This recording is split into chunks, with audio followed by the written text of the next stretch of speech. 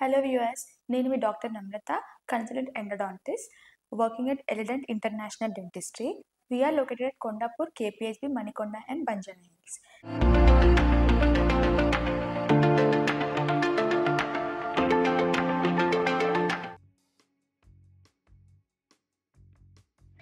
So ఇవాళ discussion వచ్చేసి tooth jewellery అంటే ఏంటి? ఆల్రెడీ బ్యూటిఫుల్గా ఉన్న మన స్మైల్ని ఇంకా ఎన్హాన్స్ చేసుకునే టెక్నికే tooth jewellery. So tooth jewellery అనేది క్వైట్ రేర్ థింగ్, చాలా మందిలో మనం చూస్తూ ఉండము. But it is a very famous thing in the west.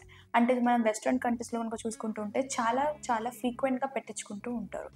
So tooth jewellery అంటే ఏంటి అంటే, ఏదైనా ఒక ఎన్హాన్స్మెంట్ ఆర్ అటాచ్మెంట్ మనం పంటి పైన ఇచ్చి దాన్ని ఒక బ్యూటీని కానీ ఒక ఎన్హాన్స్మెంట్ ఇస్తున్నాము అంటే దాన్ని టూత్ జ్యువెలరీ కిందకు వెళ్తుంది.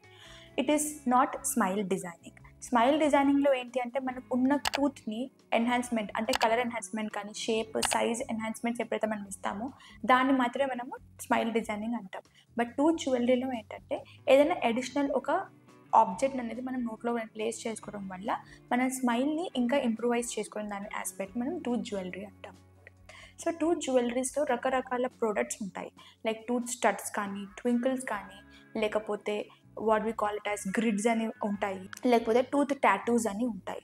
సో ఇలాంటి ఆస్పెక్ట్స్ ఏమేమి ఉంటుంటే మనం డీటెయిల్గా మాట్లాడుకుందాం.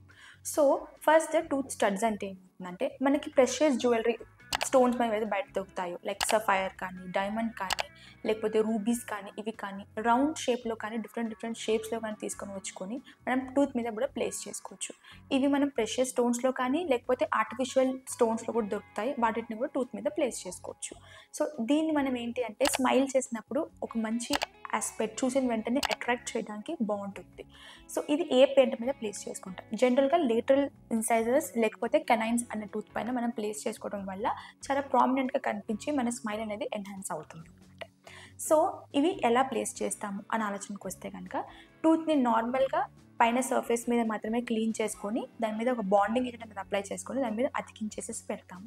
సో దీనివల్ల మనకి అంటూ మన డే టు డే లైఫ్లో కానీ సెన్సిటివిటీ రావడం కానీ లేకపోతే ఎనామిల్ అనేది పోవడం కానీ జరగదు. So it's completely A safe process.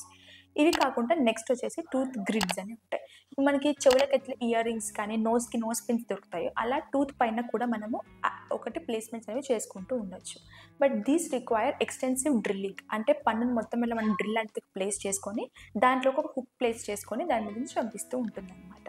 So దీన్ని కూడా మనం యూజువల్గా కెనైన్స్ మీద ప్లేస్ చేసుకుంటాం, ఎందుకంటే అవి మోస్ట్ ప్రామినెంట్ టీత్ కాబట్టి నోట్లో ఉంటాయి కాబట్టి. నెక్స్ట్ వచ్చేసి టూత్ టాటూ.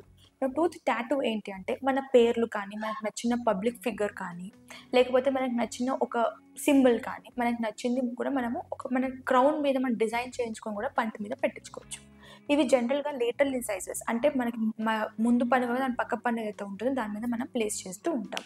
సో దీనివల్ల మీకు ఏమవుతుంది అంటే, క్రౌన్ ప్రిపరేషన్ అంటే మనం క్యాప్కి ఎట్లాగైతే కొలతలు తీసుకుంటామో, పన్ను మొత్తాన్ని ట్రిమ్ చేసుకొని క్రౌన్ ప్రిపరేషన్ చేసుకుంటామో, అలాంటి ఒక క్రౌన్ ప్రిపరేషన్ చేసుకొని మనకి ఏ మోడల్ కావాలి అంటే, ఏ సెలబ్రిటీ ఫేస్ కావాలి, లేకపోతే ఏ డిజైన్ కావాలి, or else some your name, ఏదైనా మీకు స్పెసిఫిక్గా ఏది కావాలో అది మనం పెట్టుకుంటే దాన్ని మనము ఆ క్రౌన్ మీద ఏదైతే ఉంటుందో దాన్ని ప్రింటింగ్ తీసి we can fix it in the tooth.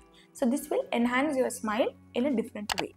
So ఈ ప్రొసీజర్స్ అన్నీ ప్లేస్మెంట్ చేసుకోవడం వల్ల మీకు స్మైల్ అనేది ఎన్హాన్స్ అయ్యి ఒక జ్యువెలరీ ఎడిషన్ లాగా, లైక్ హౌ ఇప్పుడు మన నెక్ పైన జ్యువెలరీ పెట్టుకోవడం వల్ల ఎలా అయితే మన నెక్ అందం పెరుగుతుందో, అలానే పంట మీద జ్యువెలరీ పెట్టడం వల్ల మన స్మైల్ అనేది ఇంప్రూవ్ అయ్యి బ్యూటిఫుల్గా తయారవుతుంది.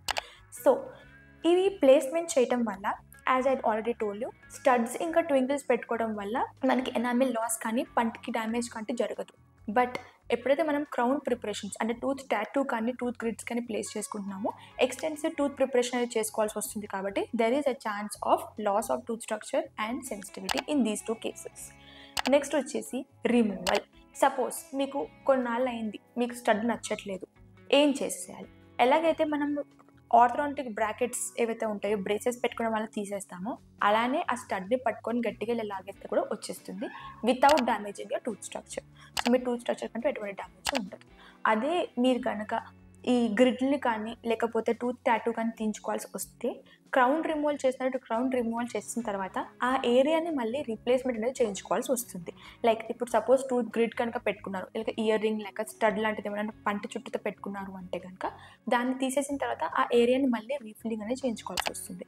అదే టూత్ టాటూ అంటే క్రౌన్ ఉన్న టూత్ టాటూ కనుక తీయించేసుకోవాల్సి వస్తే ఆ టూత్ టాటూ చేసిన క్రౌన్ మాత్రం తీసేసుకొని మళ్ళీ కొత్త క్రౌన్తో రీప్లేస్మెంట్ చేయించుకోవాల్సి వస్తుంది. So I hope this information is quite new to you and it will help you and you will find us to give you a good smile. So thank you. Please like, subscribe and share.